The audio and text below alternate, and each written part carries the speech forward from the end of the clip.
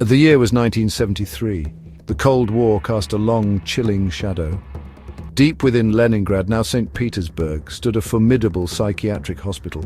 These institutions were often places of despair.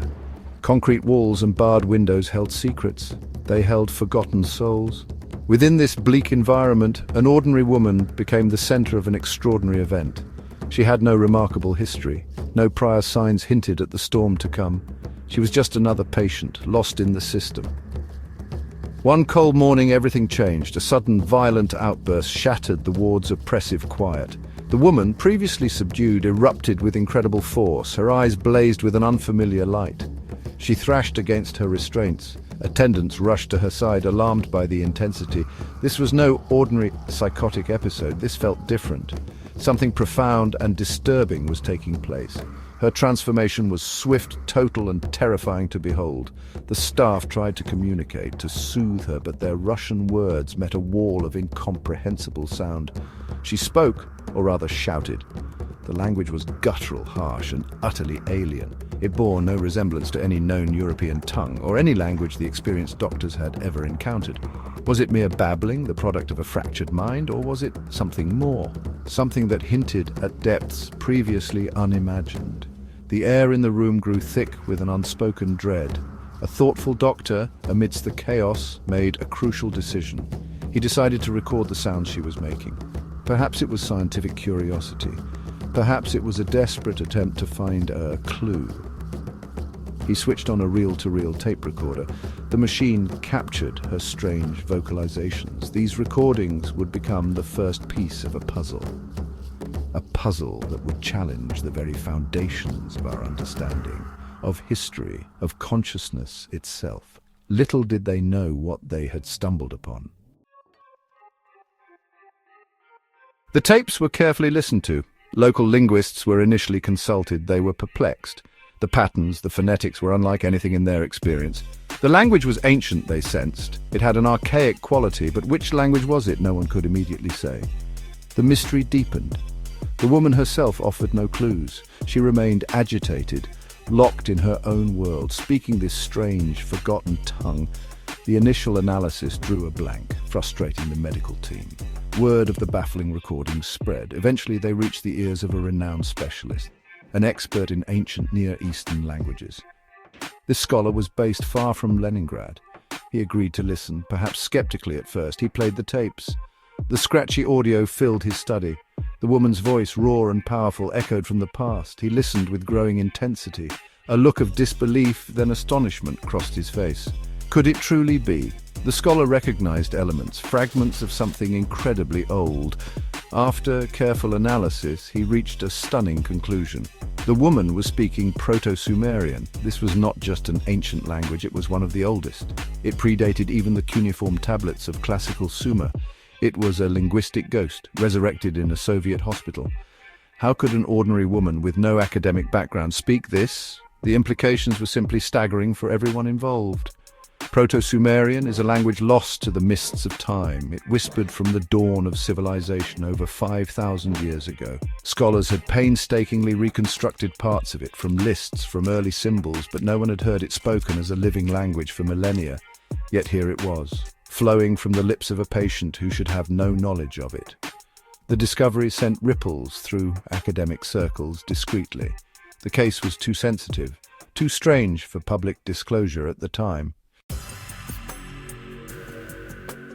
The mystery did not end with the spoken words. The woman, in moments between her vocal outbursts, began to draw. Her hands moved with a strange compulsion. She sketched on any paper she could find, napkins, old forms, anything. The drawings were not random. They were intricate, filled with specific recurring symbols. Hospital staff, now deeply invested in this enigma, carefully collected these creations. They sensed these drawings were another piece of the puzzle, another message from wherever her consciousness now resided. These symbols were as baffling as her speech. They were geometric, sometimes pictographic. They held an undeniable sense of purpose, of meaning, but what did they mean? The doctors and nurses could only guess. The drawings seemed to connect to the ancient language she spoke. They felt like a visual counterpart to her verbal expressions. Each line, each curve seemed deliberate, as if guided by a hand that knew things it should not know. The collection of drawings grew day by day. Experts in archaeology and ancient history were consulted. They were shown the woman's drawings. Their reaction mirrored that of the linguists. Shock, disbelief. The symbols she drew were undeniably ancient. They bore a striking resemblance to motifs found on Proto-Sumerian artifacts, on clay tablets dug from the sands of modern-day Iraq, on seals and pottery preserved in museum collections around the world. Collections she had certainly never seen. The precision was astounding. How could this be possible? The woman had no formal education in ancient history. She had no access to obscure archaeological journals. She had never visited museums displaying Sumerian artifacts, yet her drawings matched symbols from a civilization that vanished thousands of years ago. She drew early cuneiform-like characters. She depicted figures that seemed to step out of Sumerian mythology. The connection was undeniable and utterly inexplicable by conventional means. The mystery deepened further, pulling investigators into uncharted territory.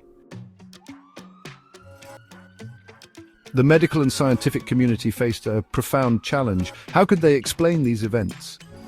Conventional explanations fell short. Some suggested cryptomnesia, the idea that she had absorbed this information unconsciously, perhaps from a book or documentary seen years ago. But Proto-Sumerian was not common knowledge. It was a highly specialized field. The depth and accuracy of her knowledge defied this theory.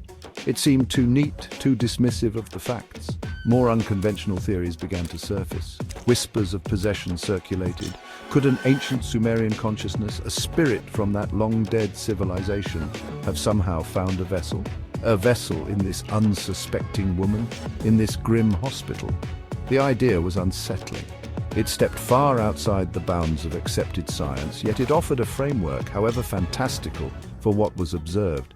The sheer alienness of her state made some consider such radical possibilities. Others contemplated reincarnation or past life memories. Was it possible that her soul carried echoes?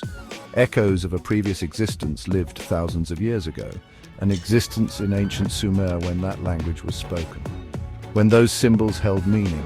This theory too was beyond mainstream thought, but the case stretched the limits of the known. It forced people to question fundamental assumptions about memory, identity, and the nature of time itself. What if consciousness was more than just brain activity? The Leningrad Proto-Sumerian speaker remains an unresolved enigma.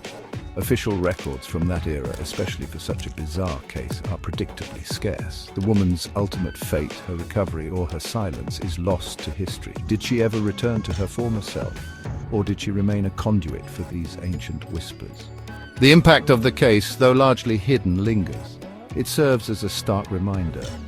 A reminder that there are profound mysteries at the edge of our understanding. The past, it seems, is not always dead. Sometimes it speaks,